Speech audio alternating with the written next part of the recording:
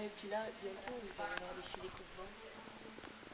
Et c'est comment? C'est la toile? C'est quoi? C'est une sorte de toile, mais qui laisse quand même plus ou moins transparente, qui laisse pénétrer la lumière. On voit quand même au travers. C'est votre séance sur lesquels je vais intervenir parce que il y a tel problème. Un peu plus bas, plus actif, ça va trop vite. Voilà, mais sur votre séance. De toute façon, sur le travail qu'il fait, les cercles concerts, et à gauche, à droite, le passage du cercle à gauche au cercle à droite, on peut à 5 ans, réinsérer quand même un petit peu le cercle, pas rester de 15 semaines quand même. C'est un bébé quand même. Et puis le travail ouvert. C'est bien ça. Oui, c'est une valeur importante.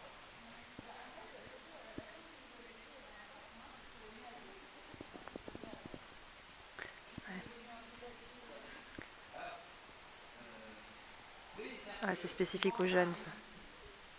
Il se modifie, son équilibre se modifie, le squelette c'est fini, en quelque sorte, mais comment dirais-je, les articulations qui sont encore cartilagineuses, à certains endroits, c'est ce que fait, et c'est dans le désordre. Alors quelquefois il va être un petit peu gêné encore à droite, puis à gauche. 7 ans, normalement. 6-7 ans. Ouais, oui, la croissance se fait normalement, on dit à 3 ans. Qui se fait d'une façon ils ont fini de égale, grandir, mais bien la plupart des répartie. chevaux, selon L'articulation, par exemple, la continuer de finition, on va grandir dire, de telle l'articulation du jarret à gauche va se faire peut-être un peu plus. Puis après, dans la tête, ben, ça dépend. Et donc, du coup, pendant ce temps-là, c'est comme les hommes. Complètement. Goldo, ça y est, à 16 ans, il commence. Ça y est, ouais. C'est plus un poulinou. Il a grandi. À 16 ans. À 16 ans. On me disait que les poneys, ils venaient tard, mais celui-là. C'est particulier. Non, de Il a cadeau un comme ça. déplacement, lui. Avec. Ah, il a du rebond. Hein. Ah oui, il a du rebond. À mon avis, au 3-6, elle va s'amuser. Enfin, je sais pas si c'est sur Si. C'est un futur cheval de dressage. Regardez cette notion d'activité et petit à petit la tempérer par des petites reprises pour que ça soit un petit peu plus stable. Progressivement, alors il a l'air relativement. Il a un bon mental. Vous pouvez rester demandé, c'est un jeune. Et donc, la vitesse du départ, on est plus dans l'idée. Au début, c'était très actif, trop actif. Là, en le ralentissant, peut-être que vous allez trouver des fois, à un moment, il commence un peu à être Un âge, c'est plus compliqué. ça va être la relation normale. Puis après, il rentre dans l'adolescence, 6-7 ans, ils sont pas. C'est comme les autres. De temps en temps, réactiver. À partir du moment où on réactive un cheval, il faut savoir pouvoir le reprendre. Et quand on le reprend, c'est pas simplement pour l'éteindre, c'est pour après le relancer. Donc on joue un peu entre les deux, c'est main, jambe, main.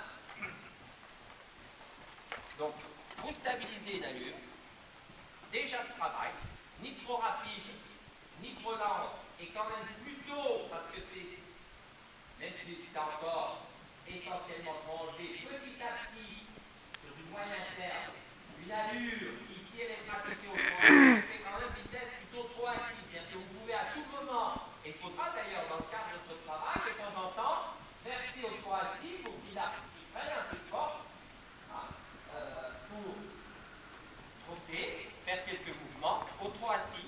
Et si l'allure est trop rapide, vous allez dire, oh là, c'est infaisable.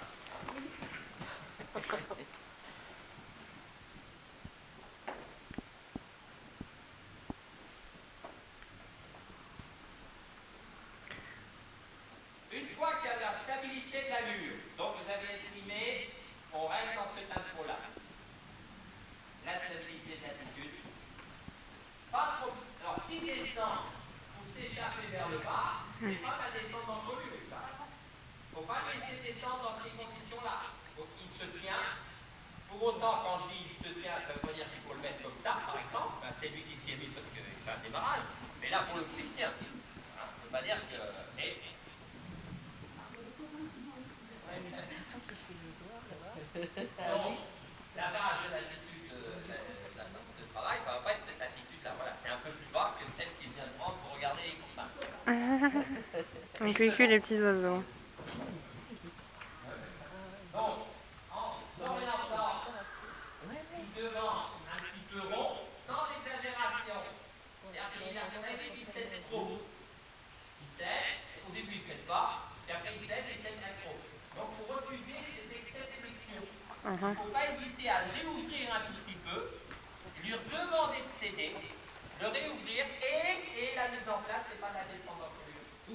C'est-à-dire que la descente en colure va faire partie, ça va être un exercice précis, que vous allez demander à certains moments, mais pas le laisser lui s'installer comme étant une mise en place de travail, une mise en place trop basse, qui ressemble à une descente en colure et qui en fin de compte, c'est pas assez cadré pour être une bonne descente en colure. Donc quand il vient dans ses règles, il s'arrondit, il se stabilise, il ne faut pas qu'il descende trop.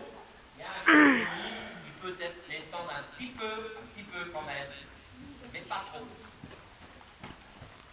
Il avance quand même un petit peu son encolure et la remontez-le, gentiment, et redemandez-lui d'être rond.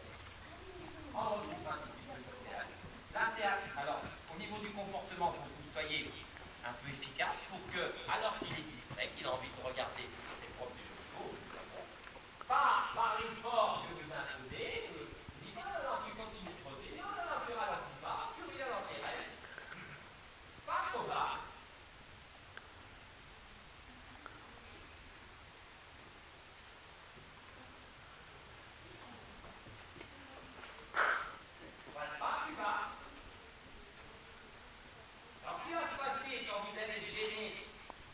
Dire non, tu vas pas plus bas, tu vas se remettre creux, demandez-lui d'être rond. Mais, soyez assez rigoureuse là-dessus.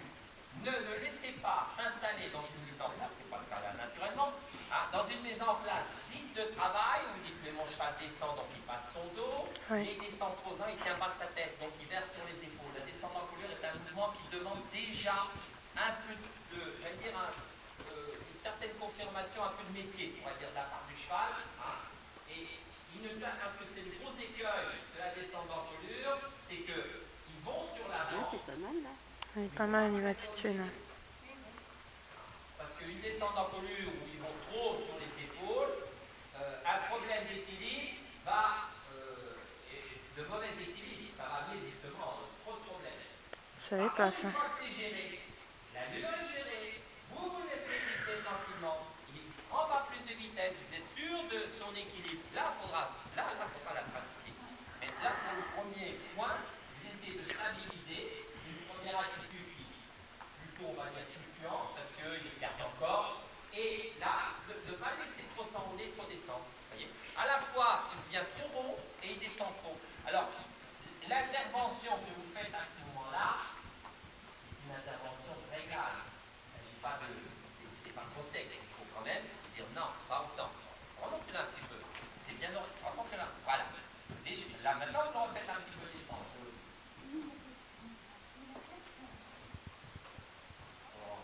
Voilà.